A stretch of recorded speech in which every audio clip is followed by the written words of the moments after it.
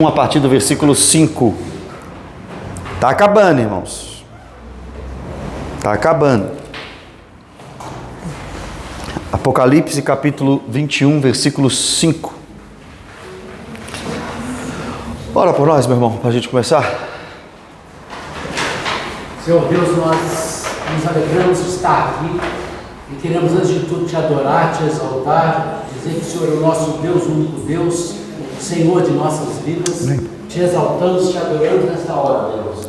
Pedimos ao Pai que fale conosco através da tua palavra. Amém, Pai. Que o Senhor dê sabedoria, Pai, ao pastor Mateus para ministrar esta aula e que possamos receber do Senhor aquela revelação que vem dos céus. Em nome de Jesus. Amém. Amém. Apocalipse capítulo 21, a partir do versículo 5. Tentar ir hoje até o versículo 14, se der certo. Semana passada nós começamos a falar sobre o novo céu e a nova terra, que é a morada eterna do cristão. A morada é eterna. Nós cremos no estado intermediário, falei isso aqui. Ou seja, depois da morte, nós cremos que existe consciência. E nesse período de consciência, ô Vitor, vê se a porta lá está aberta. Se tiver, você fecha para mim. O Pedro já está indo lá, só servo nessa aqui. 4 já levantaram para ir lá e fechar a porta, tá vendo? 4, eita glória a Deus, obrigado, gente. Nesse estado de consciência, o crente está no céu. Terceiro céu, paraíso, seio de Abraão.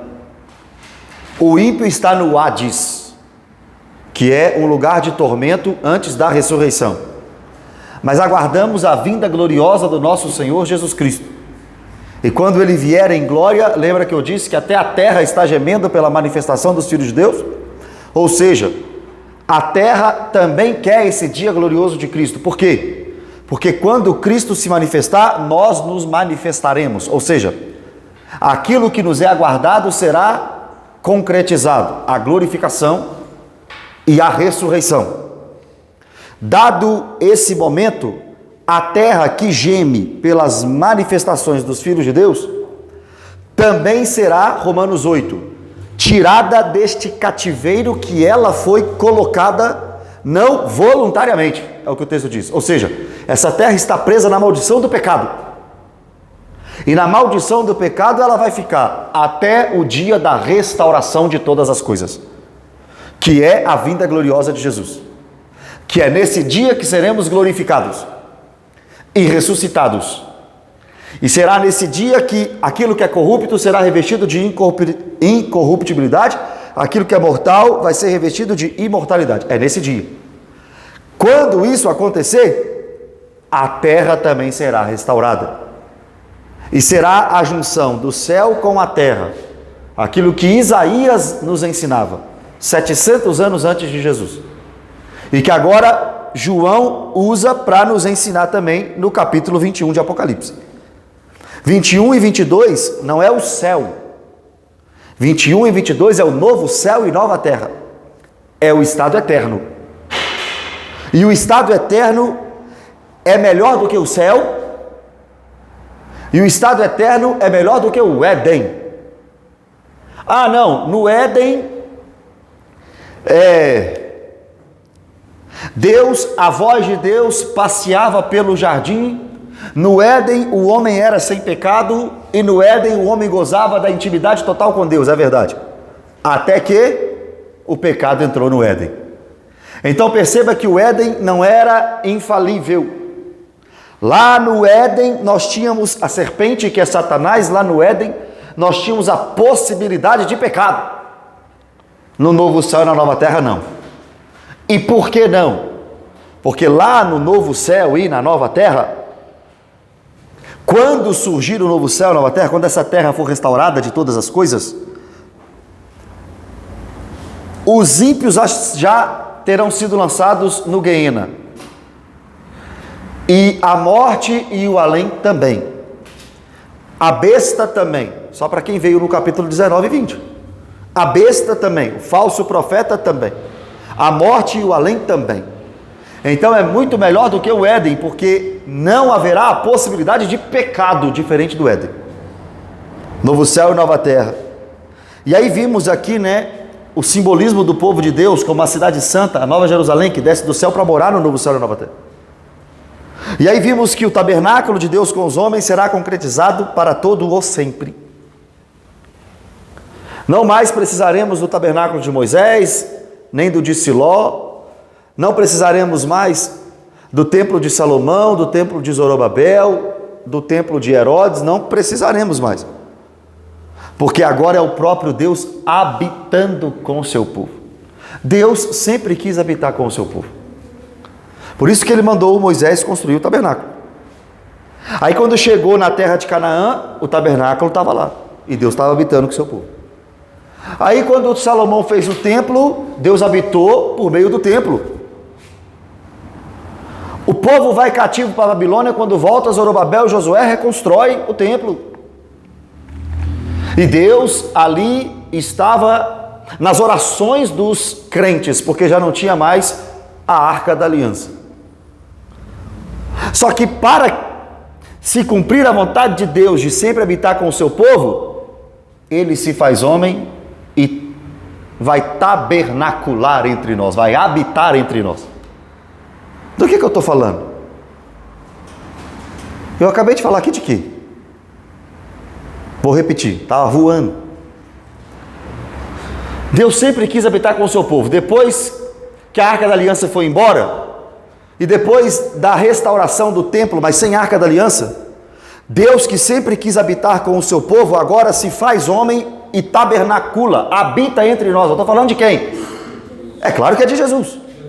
E aí Jesus sobe aos céus e 10 dias depois ele envia quem? O Espírito Santo. Para quê? Para Deus habitar no meio de nós.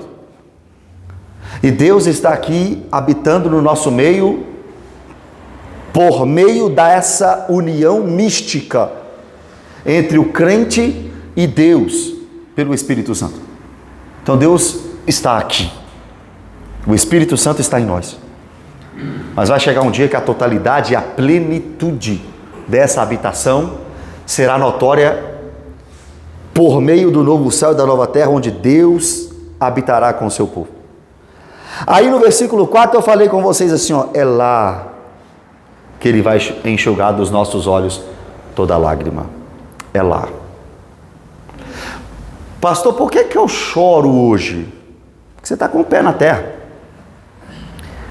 Pastor, por que a minha vida hoje ainda é em algumas áreas, muitas tristezas? Por quê? Porque você está com o pé na terra.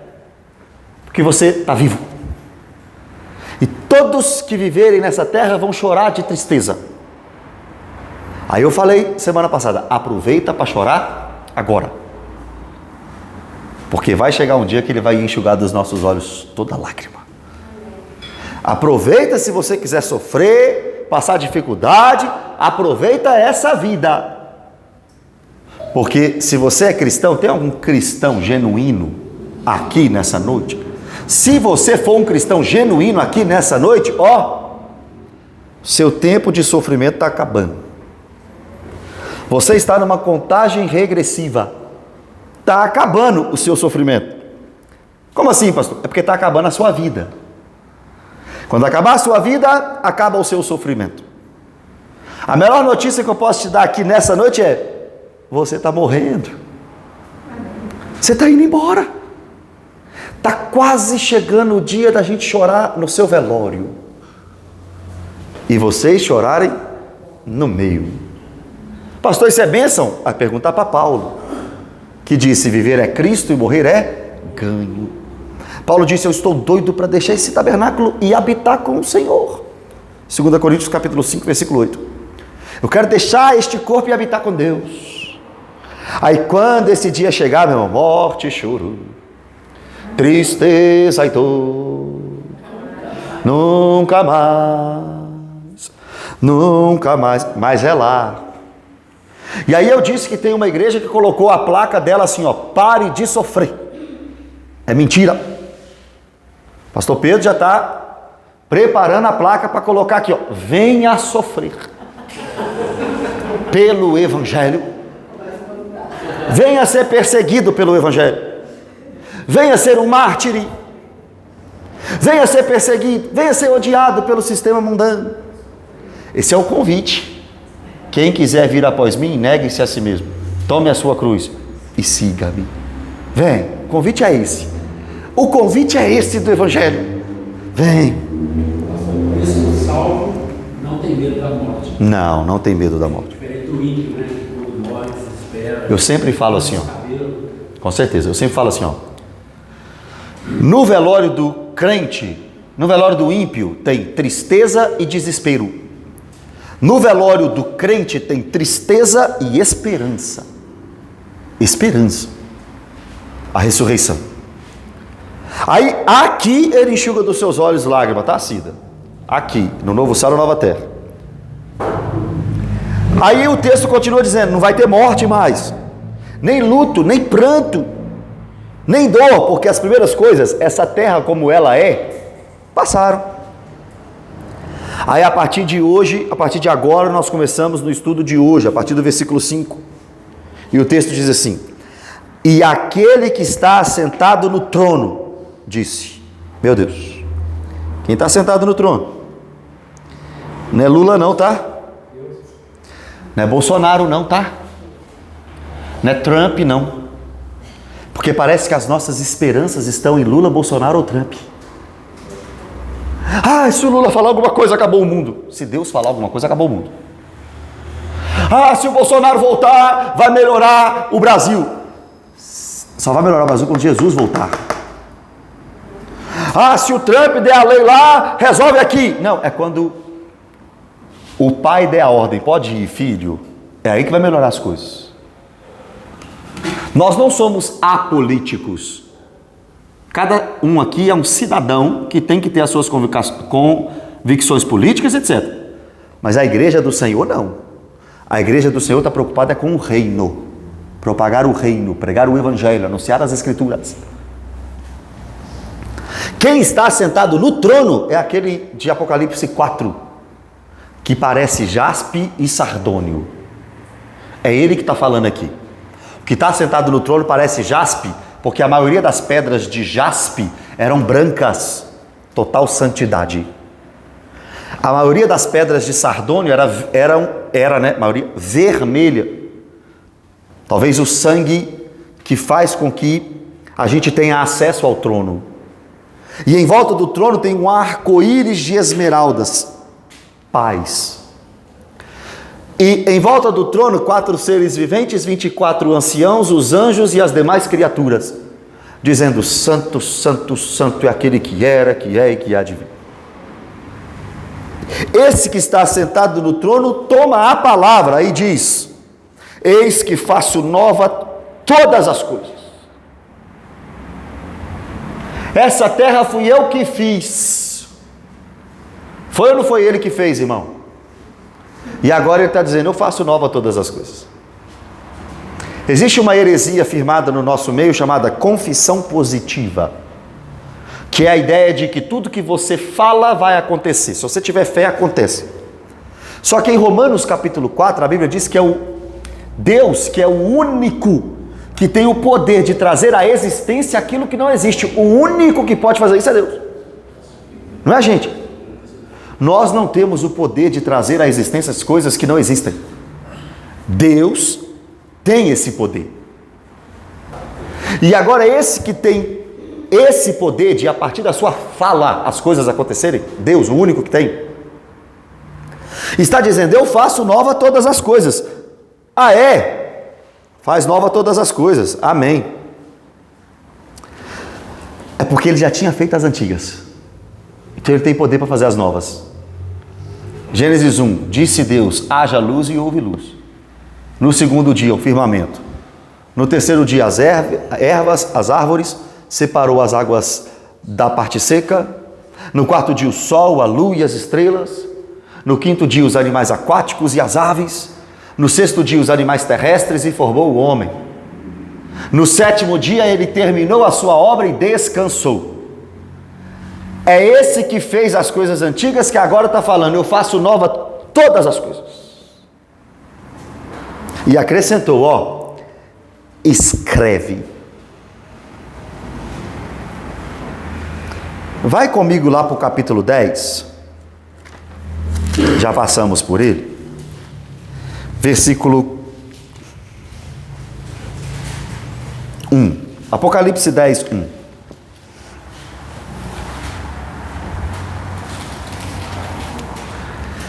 Apocalipse capítulo 10, versículo 1.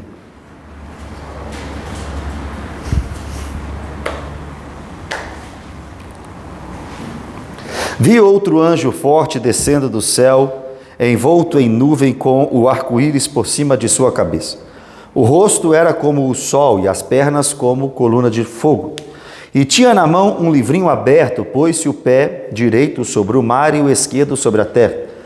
E bradou em grande voz como ruge um leão. E quando bradou, desferiram os 7 trovões as suas próprias vozes. Logo que falaram os 7 trovões que eu ia escrever, logo que falaram os 7 trovões, eu ia escrever, mas ouvi uma voz do céu dizendo: guarda em segredo as coisas que os 7 trovões falaram, e não as escreva. No capítulo 10, João tem uma visão de um anjo que brada, e quando brada, sai trovões. E quando ele vai escrever, o anjo diz: não escreve não. Irmãos, o Apocalipse é uma sequência de 7. 7 igrejas, pode escrever. 7 selos, pode escrever. 7 trombetas, pode escrever. 7 taças, pode escrever. 7 juízos, pode escrever. 7 vezes mencionado a vinda de Cristo, pode escrever. 7 trovões, não escreve. Por quê? Por que o anjo tinha falado para João assim, não escreve? Sabe por quê? Porque não era para escrever. Porque não era para escrever. O texto não diz por quê, só diz, não escreve. Guarda para você. Não era o tempo. Agora, em Apocalipse 21, versículo 5, quando o texto diz sobre o novo céu e a nova terra, aquele que está sentado no trono, não é o anjo, é o que está sentado no trono, vira para João e diz, escreve. Pode escrever. Tem coisa que não é para falar, tem coisa que é para falar. Tem coisa que ele não revela, tem coisa que ele revela. Deuteronômio 29 diz, tem coisa que é para o homem, tem coisa que é para a soberania de Deus. Tem coisa que Deus quer que a gente saiba, e tem coisa que Ele não quer que a gente saiba. Os 7 trovões Ele não queria que a gente soubesse. Mas o novo céu e a nova terra Ele queria que a gente soubesse. Pode escrever. Escreve. Anota. Porque quem está falando é quem está sentado no trono. Estas palavras são fiéis e verdadeiras. Pode escrever, porque estas palavras são fiéis e verdadeiras. Ô João, lá em 2026, dia 1º de outubro, vai ter uma igreja lá no bairro Mangabeiras, em Belo Horizonte, estudando essa palavra. Pode escrever. E eles vão estar cheios de esperança no futuro, porque você escreveu isso, João, e quem está falando sou eu, o que está sentado no trono. Irmãos, você tem que decidir, ou você acredita na Bíblia ou não. Se a Bíblia é a palavra de Deus para você, pode acreditar no que está escrito. E o que está escrito é, um dia nós iremos morar com o Senhor, no novo céu e na nova terra, num lugar sem choro, sem mágoa, sem rancor, sem luto, sem nada. Como não sair esperançoso? Como não sair feliz do estudo de hoje? Porque o que mais importa na sua vida está resolvido. A sua eternidade. Pastor, estou cheio de luta. Eu também. Estou cheio de dificuldade. Eu também. Estou cheio de problema. Eu também. Mas o que realmente importa para nós está resolvido. A eternidade. Pastor, mas e se eu não resolver meus problemas agora? Você não vai resolver seus problemas agora. Pastor, e se minha vida não ficar do jeito que eu quero até eu morrer? Você vai ter que aprender a lidar com as perdas, com as frustrações. Pastor, tudo que eu quiser Deus vai me dar? Não. Tudo que eu planejar vai acontecer? Não. Pastor, eu posso ficar frustrado? Claro que pode. A frustração te ensina. As coisas que saem do jeito que você não quer, te ensinam. Mas o que realmente importa na sua vida já está resolvido. A eternidade. A eternidade nos aguarda. E quem falou foi o que está assentado no trono. Então não tem como falhar. Não tem como errar. Vai acontecer. Disse-me ainda, versículo 6, tudo está feito. Tudo está feito. É como se fosse aqui o tetelestai final. Sabe quando Jesus vai para a cruz e diz, está consumado? O que ele quer dizer ali é, eu fiz a obra. Tetelestai significa 3 coisas. A primeira, comprei um campo e terminei de pagar. Segundo, fui no banco e paguei uma dívida. Terceiro, terminei de cumprir perfeitamente uma ordem. Vamos lá, tetelestai. Tetelestai significa, comprei um campo, terminei de pagar. Fui no banco e quitei uma dívida. Acabei de executar 100% uma ordem que me foi dada. Tetelestai. Jesus disse isso na cruz, a sua 6ª frase. Tetelestai. Depois, Pai, recebe o meu espírito. 3 horas da tarde morreu. Sábado seu corpo estava na sepultura. Domingo ele ressuscita, passa 40 dias, sobe, envia o espírito. E agora na eternidade, aspas, tetelestai de novo. Agora está tudo feito. E a pergunta é, por que Deus não começou a história com o novo céu e a nova terra? Se ele tivesse começado a história com o novo céu e nova terra, ninguém iria para o inferno. Se ele tivesse começado a história com o novo céu e nova terra, você não estaria sofrendo o que você está sofrendo agora. Se ele tivesse começado a história com o novo céu e nova terra, não teria as maldades e calamidades que o mundo tem. Por que ele não começou a história de trás para frente, com o novo céu e nova terra? Porque ele não quis. E tinha propósito em Deus para que ele permitisse esse mundo como ele é. Cristo veio, foi nos revelado o Messias, foi nos revelado a graça. Quem crê está salvo, quem não crê está condenado. O custo dessa revelação é alto. É milhões e bilhões de pessoas no inferno. Mas assim aprove a Deus, para que também bilhões de pessoas fossem para o céu. Mas segundo a Escritura, mais pessoas vão para o inferno do que para o céu. A porta larga passa muita gente. A porta estreita passa pouca gente. A parábola do semeador só frutificou em 25%. Só em um tipo de solo.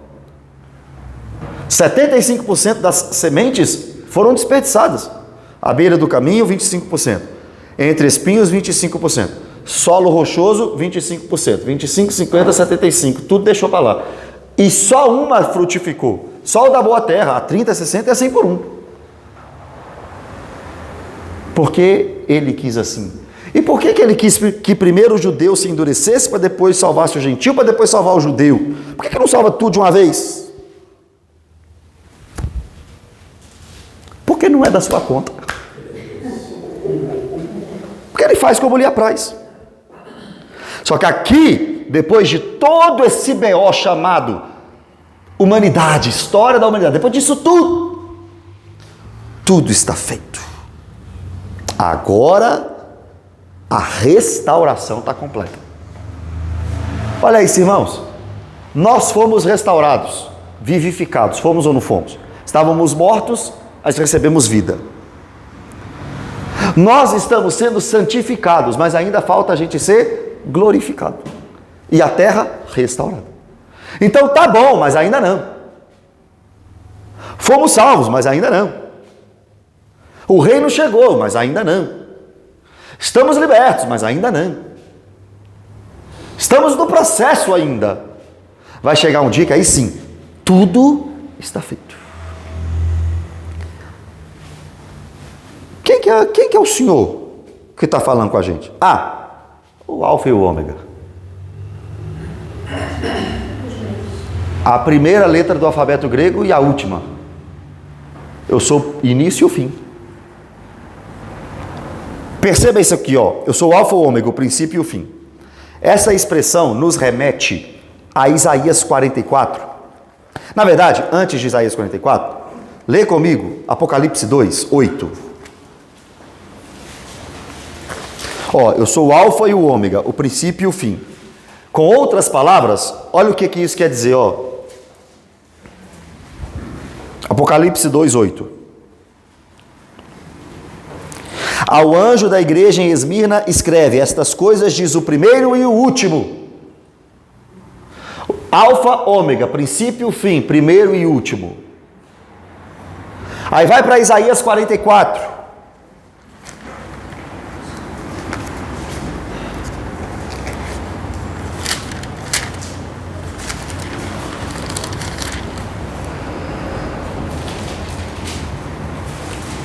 Isaías 44, versículo 6. Tudo está feito. Eu sou o alfa, o ômega, o princípio e o fim. Eu sou o primeiro e o último. O que isso significa? Isaías 44, 6. Assim diz o Senhor, Rei de Israel, seu Redentor, o Senhor dos Exércitos: eu sou o primeiro e o último. O que isso significa? A gente começa a entender aqui, ó. Além de mim não há Deus. Quer melhorar? Capítulo 43, versículo 10. Isaías 43, versículo 10. Vós sois as minhas testemunhas, diz o Senhor, o meu servo a quem escolhi, para que o saibais, e me creiais, e entendais, que sou eu mesmo, ó, e que antes de mim Deus nenhum se formou, e depois de mim nenhum haverá. Eu sou o Senhor, e fora de mim não há Salvador. Volta para Apocalipse 21, versículo 6. O que ele é? O alfa, o ômega, o princípio, o fim. Apocalipse 2 e Isaías 44 diz que ele é o quê? O primeiro e o último. Então, o que significa ser alfa, ômega, princípio, fim, primeiro e último? Lemos em Isaías. Antes dele não tem Deus. Depois dele não tem Deus. Não se formou outro Deus depois dele. Ele é o primeiro, ele é o último. Se outras religiões dizem existem outros deuses, não, ele é o alfa e o ômega. Ele é o princípio e o fim. Ele é o primeiro, ele é o último. Não tem outro antes dele nem depois dele. É por isso que as testemunhas de Jeová estão erradas quando seguem o arianismo, que dizem que Jesus pode até ser um Deus, mas um Deus menor, criado por Yahvé, YHWH, criado por ele. Não pode, porque se ele é Deus e foi criado depois, Deus não é o alfa e o ômega, não é o princípio e o fim, não é o primeiro e o último. Não pode existir outro Deus, como Paulo nos ensina em 1 Coríntios capítulo 8, versículo 6, porque o Deus de toda a terra está dizendo: antes de mim não tem Deus, depois de mim não se levantou Deus. Isaías 43, versículo 10 e 11.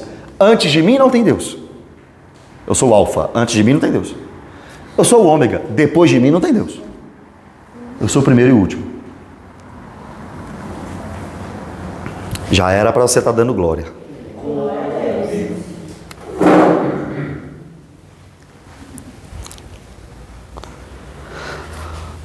Parte B do versículo 6.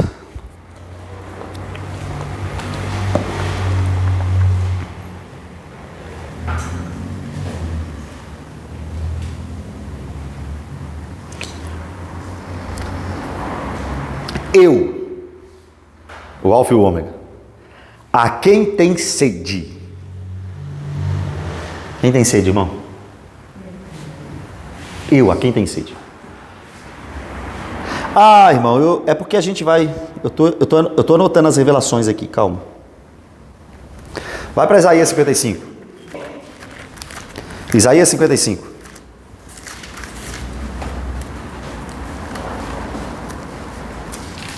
Olha esse texto.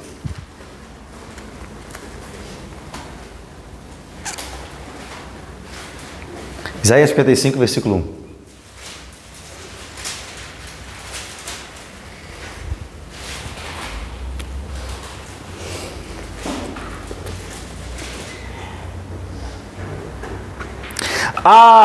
Começa com uma exaltação, exultação.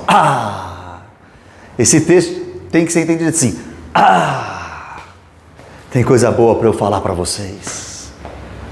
Tem coisa maravilhosa para eu contar para vocês. Todos vós. Todos vós quem? Os que têm sede. Vinde às águas. E vós os que não tens dinheiro. Falar isso hoje na igreja, hein? É só para quem não tem dinheiro. Pode vir quem não tem dinheiro. Ou seja, quem não consegue comprar. Quem não consegue acessar. Vinde, comprai e comei. Ué, mas não tem dinheiro, como é que eu vou comprar e comer? Vinde, comprai sem dinheiro e sem preço.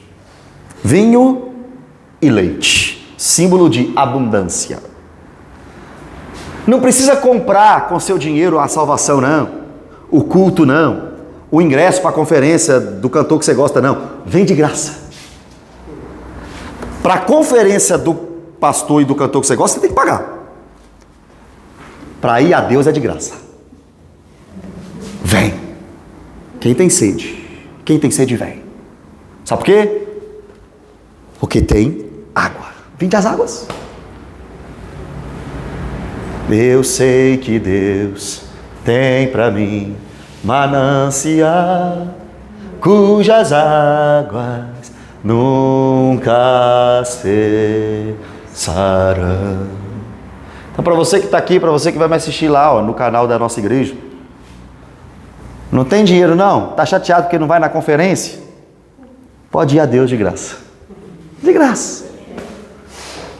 Mas tem que ter sede. Tem que ter sede. Apocalipse 21 de novo, volta lá para o 6. Fica com pressa de acabar não, irmão. Fica com pressa de acabar não. É palavra por palavra. A quem tem sede, o que vai acontecer? Darei, a expressão de novo aqui, de graça. Todo o livro de Apocalipse é baseado no Antigo Testamento. Todo o livro de Apocalipse é baseado no Antigo Testamento. Se você encontrar uma expressão difícil de entender no Apocalipse, corre para o Antigo Testamento. Se você tiver uma boa Bíblia de concordância, a Bíblia já te dá isso. O que é concordância? Versículos interligados. A quem tem sede, eu darei de graça, da fonte da água da vida. Quem quer a água da vida? Quem é o rio que desce do trono de Deus? E que vai descendo e dando vida a tudo que encontra até chegar no Mar Morto. E quando chega no Mar Morto, dá vida ao Mar Morto. Quem é o símbolo da água da vida? Quem é? Quem tiver sede, o Pai vai dar ao Filho. Vai dar vida eterna. Fala, Marcelo. É a mesma situação de João 4. Da mulher samaritana? Me dá água aí. É a mesma situação, exato. Boa. Me dá água aí. Não tem como pegar água, não. Se você soubesse o dom de Deus e quem fala contigo é você que me pediria água. Porque eu te dou uma água que você não vai ter sede mais. Porém, que beber da água que eu lhe der, nunca mais terá sede. Exato. A água que eu lhe der será nela uma fonte a jorrar. Para a vida eterna. Exatamente.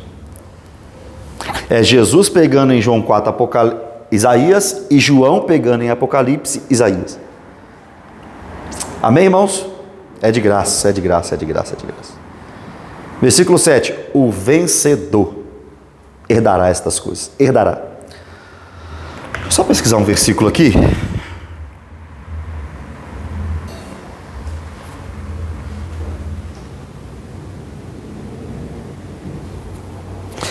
Primeira Pedro, capítulo 2.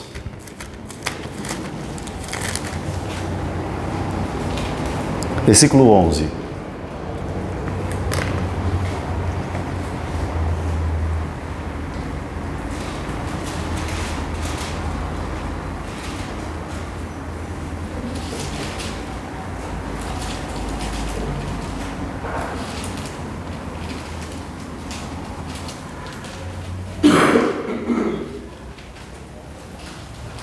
1 Pedro, capítulo 2, versículo 11. Olha como é que Pedro nos chama. Amados, exorto-vos. 1 Pedro, capítulo 2, versículo 11. Amados, exorto-vos, como peregrinos e forasteiros que sois, a absterdes das paixões carnais, que fazem guerra contra a alma. Pedro está nos mandando andar em santidade e lutar contra o pecado. Só que ele nos chama de peregrino e forasteiro. Em Apocalipse capítulo 21, versículo 7, nós somos chamados de vencedores e de herdeiros. Nessa terra, no aqui e no agora, somos peregrinos e forasteiros. Porque a nossa pátria, a nossa herança, a nossa recompensa está no novo céu e na nova terra. Não é aqui. Todos nós aqui somos muito ricos. Muito ricos. Muito ricos. E temos uma herança enorme. Só que o problema é que com o seu cartão do banco, você não vai poder sacar essa herança. Você vai ter que esperar a eternidade para perceber como você é rico. Lá nós somos herdeiros. Paulo nos diz em Romanos, herdeiros de Deus, co-herdeiros com Cristo. Estaremos no mesmo reino que Cristo, usufruindo da mesma eternidade de Cristo, do mesmo lugar com Cristo. Pastor, então eu vou ter que esperar? Irmão, vai ter que esperar. Vai ter que esperar isso tudo concretizar. É por isso que o Apocalipse termina dizendo amém. Vem, Senhor Jesus. Para a gente não perder de vista o anseio pela eternidade. Tenho pedido em oração a Deus. Deus, me dá amor pela eternidade. Me dê amor pela eternidade. Tira medo de morrer, vontade de acumular tesouros nessa terra. Me dê amor pela eternidade, porque nós não somos daqui. Aliás, Deus prometeu a Abraão filho, posteridade, etc. E prometeu uma coisa lá em Gênesis 15. O que ele prometeu para Abraão em relação a Canaã? Já dei a dica. Terra. Você falou terra? Você falou terra ou não? Terra. Foca nisso. Terra. Ele prometeu uma terra a Abraão. E a terra que Deus prometeu a Abraão é desde o Eufrates, que é um rio da Mesopotâmia, até o Nilo, que é o rio do Egito. Toda essa terra Deus prometeu a Abraão. Tá. Segundo alguns, 1 Reis e 2 Crônicas mostra que Salomão reinou nessa terra, etc. Mas, mesmo que não tenha ido, Abraão, quando chegou na terra antes de Salomão, quando Abraão chegou na terra de Canaã, ele tinha recebido a promessa de Deus. Quando ele chegou na terra de Canaã, ele estava lá já na terra, ele estava lá na terra. Ele recebe essa promessa e quando ele pisa na terra, ele constrói tendas. E vai conquistando a terra e montando altares. Você não pegou o que eu falei? Fala igual os pregadores. Você não pegou. Em Hebreus, o autor diz que Abraão construiu tendas porque ele sabia que aquela terra não era onde ele deveria fixar-se, aguardando uma pátria celestial. Abraão entendeu o que a gente não entendeu. Abraão recebeu uma promessa de uma terra gigantesca, chegou na terra, deixa eu morar em tenda, que não é aqui não. E a gente? Faz um puxadinho. Vamos ficar melhor. A vida gira em torno de viver melhor. Quando na verdade Abraão, 1800 anos antes de Jesus, entendeu? Opa, não é aqui não. Tem uma terra melhor. Foi o autor aos Hebreus que falou que Abraão entendeu assim. Se a Bíblia diz, irmão, Abraão entendeu assim. Abraão chegou e falou, não é aqui não. Não é aqui não. Você é para morar na mansão que for, irmão. Não é ali não. Você pode ter o melhor carro do mundo. Não é aqui, não. Eu acho que a carruagem que separou Elias de Eliseu é melhor que seu carro. É mais potente que seu carro. É o Marcelo. Marcelo troca de carro toda semana. Não é, Marcelo? Já trocou lá uma carruagem de fogo, Marcelo?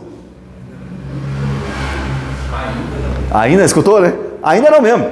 Um dia vai andar, né, Marcelo? Em carruagem de fogo. Ah, irmãos. A gente podia entender isso. Que aqui é peregrino e forasteiro. Mas vai chegar um dia que seremos herdeiros. Eu sei que nós já somos herdeiros. Eu estou dizendo que nós iremos usufruir da herança. Tomar posse da herança. É isso que eu estou querendo dizer. E aí o texto continua dizendo: e eu lhe serei Deus, e ele me será filho. Já somos, mas é a totalidade da promessa. Apocalipse 21, 22 é a totalidade da promessa. Vai chegar um dia, irmão, que é a totalidade da promessa. Dá uma esperança. Hã? Então nós vivemos meia promessa? Nós vivemos a promessa. Qual promessa? De uma vida eterna. Não, tem várias promessas de Abraão, a promessa de ser o nosso Deus, né? Nós temos, e aqui ele está dizendo, serei seu Deus.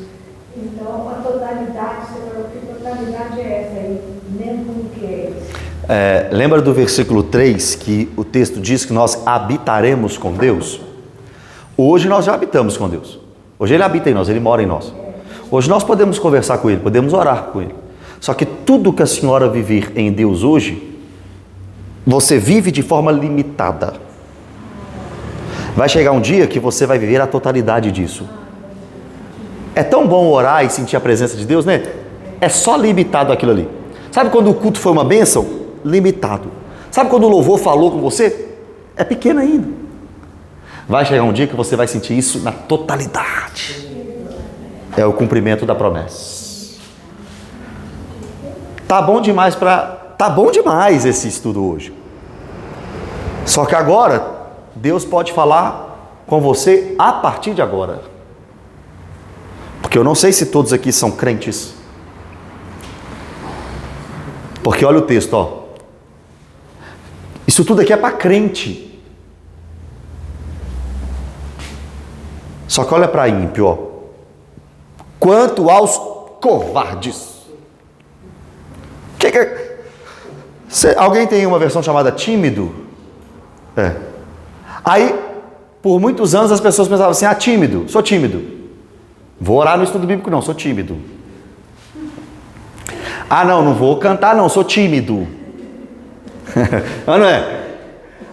Não vou pregar não, sou tímido. Não é timidez de não querer falar em público, tem nada a ver com isso.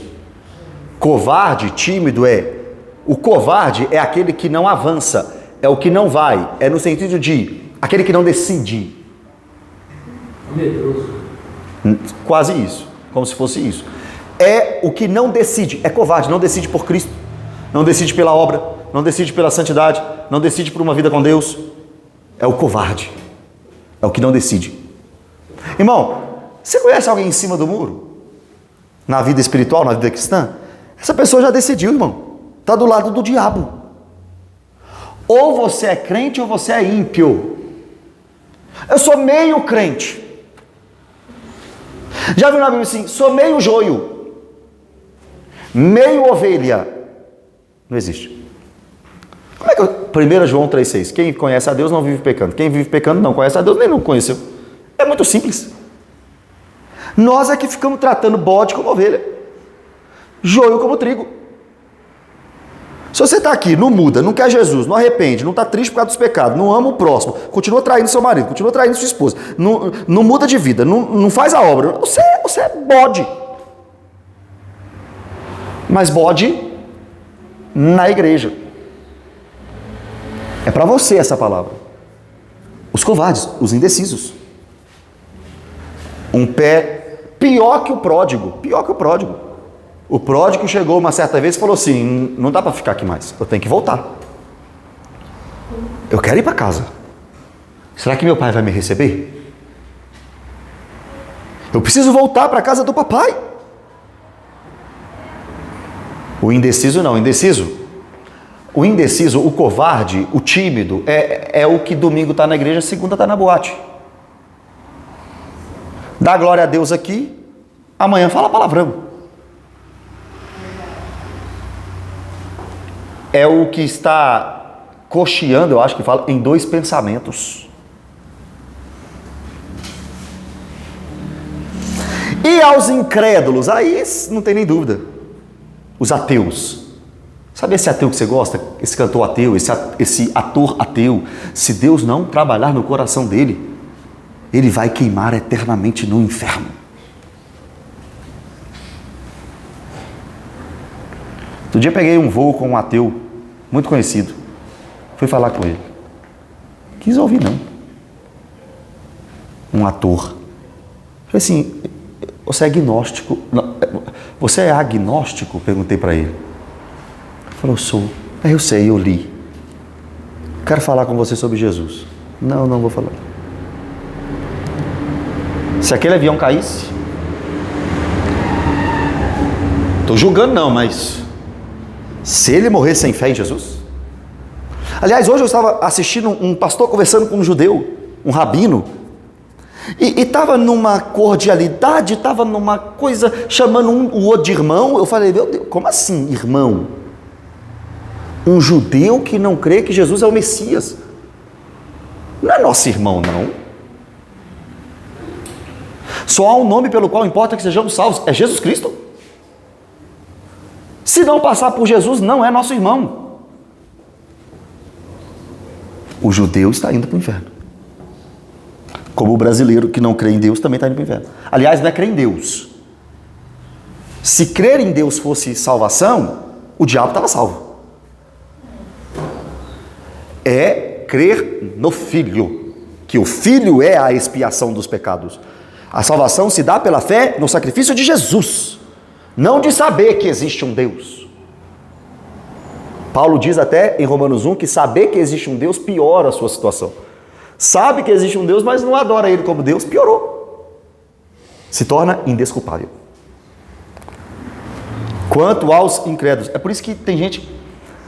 Preparei um videozinho hoje, de internet, falando isso, lá em 1987. O Augusto Nicodemos falando assim, o que é ser cristão? Aí as pessoas na rua falavam assim, ser cristão... A pergunta é, você é cristão? Sou cristão por quê? Porque eu acredito em Deus. Eu sou cristão porque eu acredito em Deus. Todo mundo que acredita em Deus é cristão. A resposta, claro que não. Nunca. Atos 11, 26. Lá em Antioquia, a igreja foi chamada pela primeira vez de cristãos, os discípulos, porque eles eram pequenos cristos. Eles pareciam com Cristo. Isso é ser cristão. Ser cristão nunca foi, nem etimologicamente, nem teologicamente, acreditar que Deus existe. Ser cristão é imitar Cristo. Os incrédulos vão queimar no inferno. Aos abomináveis, os sem vergonhas, sem pudor, que vivem uma vida libertina, depravada, sem arrependimento. Aos assassinos. Aliás, tem algum assassino aqui? 2, 3 comigo, 4, 5. Se o pastor é, vou levantar a mão. Pelo menos ex-assassino. Pelo menos ex-assassinos. Porque em Mateus capítulo 5 a Bíblia diz que quem considerar um irmão tolo, raca, sujeito indigno, está sujeito ao inferno de fogo. Já cometeu assassinato. Nunca tirei a vida de ninguém, literalmente não. Mas por dentro você é pior que Susana Richthofen.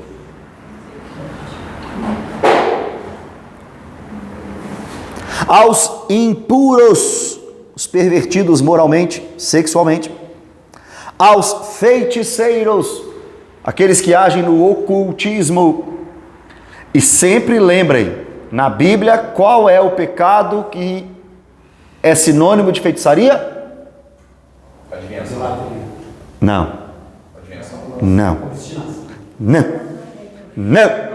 Não. Não. Não, manipulador é um símbolo, é um sinônimo. Mas o pecado que na Bíblia é comparado à feitiçaria. Não. Rebeldia. Rebelião.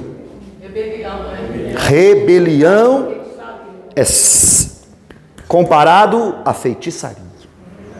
Sabe por quê? Porque manipula. Rebelião manipula.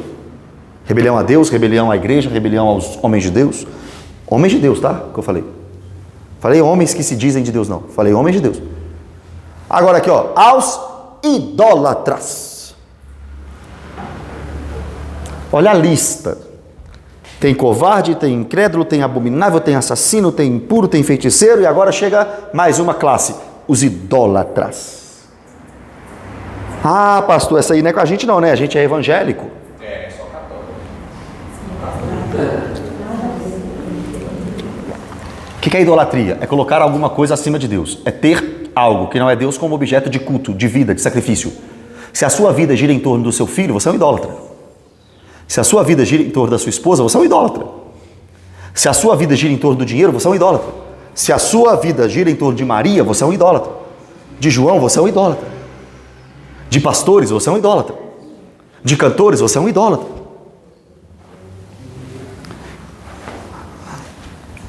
E a todos os mentirosos. Irmão, não passa um.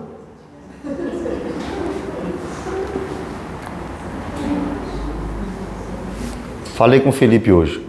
Precisamos confiar na graça de Deus.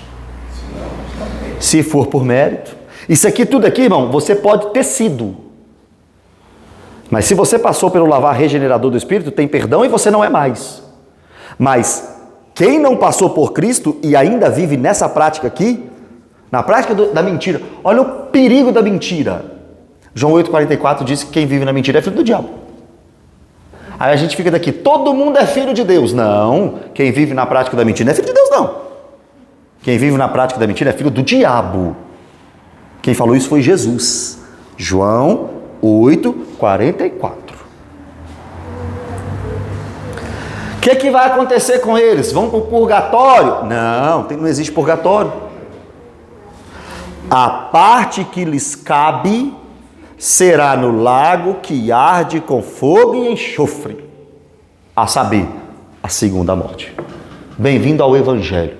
No mesmo texto que promete novo céu e nova terra, fala de lago de fogo e enxofre. Tem que pregar os dois lados, não tem jeito. A mensagem corta para um, corta para outro. Se pregar só sobre o novo céu e nova terra, você pregou a mensagem incompleta. Então, a mensagem completa é uma mensagem comprometida? Incompleta, limitada. Ela é comprometida por ter sido incompleta? Por exemplo, ela não perde o seu valor, assim, eu considero assim, por exemplo, a palavra de Deus ela não volta vazia, um ponto. Mas quando a parte da mensagem é pregada e o restante é negligenciado, essa mensagem ela é comprometida? Com certeza. Não serve? Não, ela serve. Eu não vou dizer que não serve, mas ela está incompleta. Eu falo porque é comum, né? Porque essa cosmovisão de uma graça barata é o que é pregado hoje em dia nas igrejas. Com certeza. É uma mensagem íntegra. Exatamente. Íntegra é inteira, ou seja, não está íntegra. Aliás, o texto cerne da Bíblia, né? Porque Deus amou o mundo de tal maneira que deu seu Filho unigênito para todo aquele que nele crê não pereça, mas tenha vida eterna. Quem crê será salvo, quem não crê já está condenado. E no final diz, se manter rebelde sobre o Filho, sobre ele permanece a ira de Deus. É João 3, é a mensagem completa. A mensagem completa é, vão prometer o céu e nova terra? Ih, rapaz, lá no estudo bíblico, 1º de outubro, vai ímpio lá. Não é só crente que está no estudo lá, não. É verdade, então coloca aí também. Quem não se arrepender vai para o inferno. É assim. Entendeu? A segunda morte, né, nós já vimos no capítulo 20. O que é a segunda morte, já vimos no capítulo 20. É a separação total de Deus. Eu vou tentar falar, toda vez que eu tento falar isso eu erro, mas vamos lá. Se você nasce só uma vez, você vai morrer duas. Mas se você nasce duas, você vai morrer só uma. Se você nascer só uma vez, quer dizer que você nasceu, aí você vai morrer fisicamente e vai morrer a segunda morte, vai ser separado de Deus.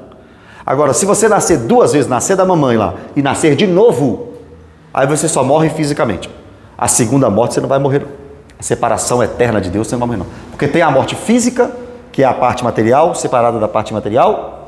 Tem a morte espiritual, que é a separação de Deus por causa de seus pecados. Mas tem a morte eterna, que é o terceiro tipo de morte, que o texto aqui está chamando de segunda morte. Ou seja, morre fisicamente e é separado completamente de Deus. Da graça de Deus, da misericórdia de Deus e do favor de Deus. Porque estará no lago de fogo e enxofre, e para todo sempre a ira de Deus será despejada lá. E aí, Apocalipse 14, já passamos também. A fumaça do seu tormento não tem fim. Dia e noite, dia e noite, dia e noite. Não é isso? Ou não? Ou vocês acham melhor a gente não pregar o versículo 8? Ficar só do 1 ao 7 mesmo? Hã? Pode pregar o 8 também? Porque a próxima já é o 9 e já fala mais sobre Nova Jerusalém. Mas aí depois no 22 também tem mais. No 22, a partir do versículo 15, João vai nos lembrar que não é para todo mundo, não. Fora ficam os cães. Ih, não vai ter animal lá, ó. Será que é isso? Fiquem até o final do estudo, que nós vamos ver se é isso. Até o final da sequência, né? Que a gente vai ver se é isso. Pastor, só uma dúvida. Essa cidade santa, Nova Jerusalém, que desce do céu, uma estátua de Deus, na ilha. Então, semana passada nós levantamos esse debate aqui. Não, tranquilo. A gente levantou esse debate aqui. Por exemplo, o que é a Nova Jerusalém? Porque tem alguns que... A cidade santa Nova Jerusalém. Tem alguns que entendem que essa Nova Jerusalém é um lugar. Só que aí eu fui lendo aqui, fui conversando, porque o local que nós iremos orar já tem nome. É Novo Céu e Nova Terra. Esse é o local, que é essa terra restaurada junta com o céu. É essa terra. Só que essa Nova Jerusalém, ela desce do céu e está pronta como noiva. E no versículo 12, 13 e 14 do capítulo 21, nós temos mais características dessa cidade. Tem lá os 12 nomes das tribos de Israel e os 12 apóstolos, o nome dos 12 apóstolos. Então, na minha visão bíblica, parece que a Nova Jerusalém é um símbolo para a igreja, para o povo de Deus, que tem gente tanto do Antigo Testamento quanto do Novo. É o conjunto de todos os salvos da história, descendo com Cristo para habitar no novo céu, na nova terra. Entendeu? Amém, gente? Fechado então? Tudo certo? Alguma dúvida? Não. Vamos orar para a gente encerrar. Felipe, ora para nós aí.